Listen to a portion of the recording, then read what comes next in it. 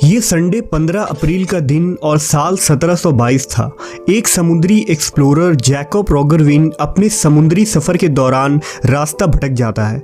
समुद्र के लहरों पर उसकी कश्तियां चली जा रही थी कि उसे दूर एक जजीरा नज़र आया। लेकिन जैकब जैसे जैसे उस आइलैंड के करीब जा रहा था, उसे ऐसा लग रहा था कि कुछ लोग उस आइलैंड के किनारे खड़े हैं और उसे घूर रहे हैं। जब वो उस आइलैंड के मज़ीद करीब गया तो उसे उस जजीरे के किनारे पर समुंदर की तरफ मुंह किए हुए बड़े बड़े स्टैचूज नजर आए। उनकी आंखें अंधेरे में चमक रही थी और चांद की रोशनी में यूं लगता था कि कुछ देवता कतार में खड़े समुंदर पर नज़र रखे हुए हैं।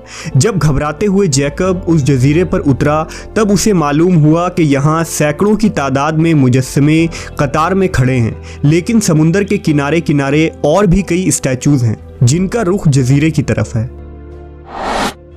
चूंकि 15 अप्रैल ईसाइयों का त्यौहार ईस्टर का दिन था और जैकब इसी दिन इस जजीरे पर पहुंचा था, इसलिए इस आइलैंड का नाम ईस्टर रखा गया। आज इस टेक्नोलॉजी के दौर में हमें ये दुनिया छोटी लगने लगी है, लेकिन आज भी इस ज़मीन पर ऐसे जगह मौजूद हैं जो इंसानी आबादी से बिल्कुल अलग थलग पड़ी हैं। ईस्टर आइलैंड इन्हीं पुरअसरार और वीरान मकामात में एक है। इस जजीरे को मिडिवल एज के लोग रापा नुई का जजीरा भी कहते थे। इसके अलावा वो माटा केटी, जिसके माने आसमान देखने वाली आंखें हैं, भी इस जजीरे का नाम रहा है। सवाल ये है कि इस वीरान जजीरे पर इतने बड़े बड़े मुजस्समे आखिर किसने और क्यों बनाए थे। ये आइलैंड साउथर्न पैसिफिक ओशन में मौजूद चिली देश के इलाके में आता है और वर्ल्ड मैप के अकॉर्डिंग ये आइलैंड दुनिया में सबसे ज़्यादा दूरी पर मौजूद है, जो कि चिली से 3686 किलोमीटर है, जबकि इसके सबसे करीब तरीन जजीरे की दूरी भी 1921 किलोमीटर है।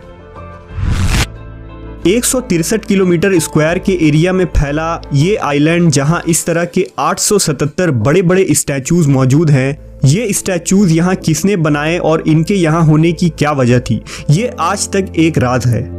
इन स्टैचूज को मुआई कहते हैं। ये मुजस्समे लंबी नाक, गहरी आंखें और रेक्टेंगुलर कानों की वजह से काफ़ी अजीब दिखाई देते हैं। पहले लोगों को ये लगता था कि ये मुजस्समे सर तक ही बने हैं, लेकिन 2012 में खुदाई के बाद पता चला कि इन स्टैचूज के बड़े बड़े सर होने के अलावा पूरी बॉडी ज़मीन के अंदर मौजूद थी। इन स्टैचूज की साइज़ एक दूसरे से मुख्तलिफ है और जो इनमें सबसे बड़ा है उसकी लंबाई 33 फीट के करीब है और वज़न 8000 किलोग्राम है। इस आइलैंड पर एक अधूरा मुजस्समा भी मौजूद है जिसकी लंबाई उन मुजस्समे के मुकाबले में दुगनी है, यानी इसकी हाइट 70 फीट और वज़न 257 टन यानी 2,70,000 किलो है। दिलचस्प बात यह है कि इन सभी स्टैचूज का फेस समुंदर की तरफ है, जिससे यह अंदाज़ा लगाया जाता है कि जिसने भी इन्हें बनाया था उसका मकसद शायद अपने एरिया की हिफाजत करने के लिए सिपाही को खड़े करने जैसा था। मशहूर किताब अनसॉल्व्ड मिस्ट्री ऑफ पास्ट में मुसन्निफ डैनी कैन ने लिखा है कि उन अजीम मुजस्समों को बनाना मौ बाशिंदों की बस की बात नहीं थी। ये नहायत ही मुश्किल और पेचीदा काम है। ये पत्थर उस जजीरे के मशरिक में पाए जाने वाले आतिशफिशा पहाड़ों से लाए गए थे। सवाल ये नहीं कि उन मुजस्समों को किसने बनाया, बल्कि गौर करने की बात यह है कि उन्हें क्यों बनाए गए थे। डैनी कैन के मुताबिक ये किसी खिलाई मखलूक यानी एलियन का मंसूबा था। इस मुजस्समे पर मौजूद तहरीरें और खुदाई कम से कम 10,000 साल पुरानी है, जो कि एक गौर तलब बात है। इस आइलैंड पर बहुत सारे नामुकम्मल गिरे हुए स्टैचूज भी मिले। उन तमाम गिरे हुए स्टैचूज का जब मुआयना किया गया तो ये पाया गया कि उनमें एक चीज़ कॉमन थी। जो स्टैचूज किसी स्लॉप पर गिरे हुए देखे गए वो मुंह के बल गिरे हुए थे, जबकि पीठ के बल गिरे हुए स्टैचूज चढ़ाई पर पाए गए। ये देखकर साफ जाहिर होता है कि जब ये स्टैचूज ट्रांसपोर्ट किए जा रहे थे तब ये स्टैंडिंग पोजीशन में थे और खींचने के दौरान ही ये गिरकर टूट गए। एक्सपर्ट का मानना है कि इन मुजस्समों को खड़ा करके रस्सियों के सहारे बैलेंस किया जाता था और फिर उन्हें आहिस्ता आहिस्ता चलाया जाता था। फिर उसे आइलैंड के डिफरेंट लोकेशन पर ले जाया गया था। ये समझना निहायत ही मुश्किल है कि इतने वजनी मुजस्समे को वोल्केनो साइट से कई किलोमीटर दूर आइलैंड के डिफरेंट स्पॉट्स पर कैसे पहुंचाया गया था, क्योंकि आखिरकार एक स्टैचू का वजन करीब 14 हाथियों के बराबर है। आज के दौर में भी अगर मशीन का सहारा ना हो तो ये काम करना तकरीबन इम्पॉसिबल लगता है। सवाल ये उठता है कि इतने बड़े बड़े और भारी भरकम मुजस्समे को एक जगह से दूसरी जगह मूव कैसे किया गया था। लिहाजा रिसर्चर ने इसके जैसा ही एक फेक मुजस्समा बनाने का सोचा। 1980 में आर्कियोलॉजिस्ट ने ऐसे ही कुछ मुजस्समे तैयार करके माजी के उन्हीं तरीके की मदद से उन्हें उस जगह जब ले जाने की कोशिश की तो उन्हें मालूम हुआ कि ये काम तकरीबन नामुमकिन है। एक स्टडी में ये बताया गया है कि इस आइलैंड पर 17,000 लोग बड़ी आसानी से रहकर अपनी ज़िंदगी गुजार सकते हैं, लेकिन फिर भी इतने भारी मुजस्समे को बनाने के लिए सिर्फ 17,000 लोग भी काफ़ी नहीं हैं। मगर सवाल ये भी उठता है कि अगर इतने सारे लोग यहाँ रहते थे तो वो अचानक से कहाँ गायब हो गए, क्योंकि जब इस आइलैंड को खोजा गया था तो वहाँ इन मुजस्समों के अलावा और कोई भी नहीं था। यहाँ के लोगों के गायब होने के मुतालिक अलग अलग थ्योरीज हैं। रिसर्चर के मुताबिक ये इलाका 7वीं से 11वीं सदी तक एक आबाद इलाका था, जहाँ एक खुशहाल मुआशरा रहा करता था, लेकिन कुछ वजूहात की वजह से यहाँ की आबादी में मुसलसल कमी आती रही और सन 1700 तक ये घनी आबादी वाले जजीरे में सिर्फ 1000 से 1200 लोग रह गए, जबकि 1877 में यहाँ की आबादी सिर्फ 100 थी।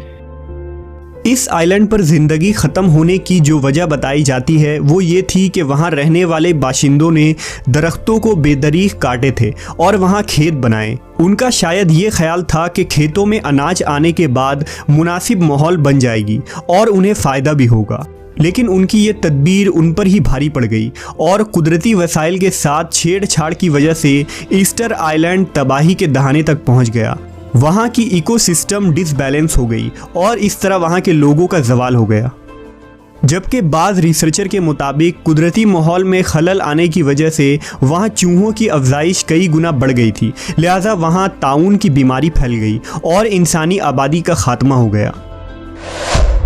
यहाँ खुदाई के दौरान मिलने वाले कुतुबों और तहरीरों से ये अंदाज़ा लगाया गया है कि 400 ईस्वी के करीब यहाँ लोग आकर आबाद हुए थे। जनूबी अमेरिका से कुछ लोग भटक कर इस जजीरे पर आ गए थे, शायद किसी दूसरे कबीले से जान बचाते हुए या मछलियाँ पकड़ते हुए, किसी तूफ़ान में खुद को बचाते हुए यहाँ पहुँचे और फिर यहीं के होकर रह गए। मुकामी लोगों का ये भी मानना है कि इस आइलैंड को आबाद करने वाले पॉलिनेशिया के जादूगर थे, जिन्हें उन्हें अपने जजीरे से शैतानी इल्म से ताल्लुक़ की वजह से बाहर निकाल दिया गया था और 5वीं क़बल मसीह में उनका कत्लेआम किया गया। इनमें से जो उस कत्लेआम से बच गए वो भागकर इस आइलैंड पर आ गए और चूंकि ये जजीरा दूसरे मुल्कों और इलाकों से बहुत दूर था और बिल्कुल वीरान था, इसलिए उन्होंने इसे अपने लिए महफूज तस्वुर किया और यहाँ आबाद हो गए। वो अपने जादू और शैतानी अमल के लिए जंगल की लकड़ियां कसरत से जलाते थे और यहाँ पाए जाने वाले जानवरों की कुर्बानियां देते थे। ये अमल इतना ज़्यादा हुआ कि कुछ ही अरसे में यहाँ दरख्त और जानवर ख़त्म हो गए। शायद तब ही आदमखोरी का अमल शुरू हुआ होगा। इस आइलैंड पर मौजूद मुजस्समे उन जादूगरों ने ही बनाए थे जो उनके उन देवताओं और शैतानों की शबीह थी। इस जजीरे में मौजूद छोटे छोटे खंडरात और घरों में छोटी छोटी इंसानी खोपड़ियाँ भी मिली हैं जो अफ्रीका के ज़ॉम्बी जादूगर इस्तेमाल करते हैं, जो इस बात का सबूत है कि इस जजीरे के लोग जादू के फ़न में माहिर थे। इस आइलैंड के जादूगरों ने उन बुतों के ज़रिया शैतानी कुव्वतों की मदद हासिल करने की कोशिश की थी और वो यूं खुद को समुंदर के बड़े बड़े तूफ़ान से महफूज रखने की कोशिश करते थे। इस जजीरे के लोगों ने इतनी कुव्वत हासिल कर ली थी कि माहिरीन कहते हैं कि अगर ये जजीरा तबाह ना होता तो शायद दुनिया की तारीख किसी और तरफ जाती। आज ये island UNESCO world heritage site का हिस्सा है, जहां इन जाइंट स्टैचूज़ को देखकर यकीन नहीं होता कि उन्हें इंसानों ने ही बनाई थी। आर्कियोलॉजिस्ट ने इस जजीरे के कुछ राजों से पर्दा उठाया है, लेकिन इस आइलैंड से जुड़ा अब तक ऐसे राज और सवालात हैं जिनका जवाब किसी के पास भी नहीं है। क्या ये देव हैकल बुत इंसानों ने बनाए थे या किसी आसमानी मखलूक ने? आप अपनी राय कमेंट सेक्शन में ज़रूर दीजिए।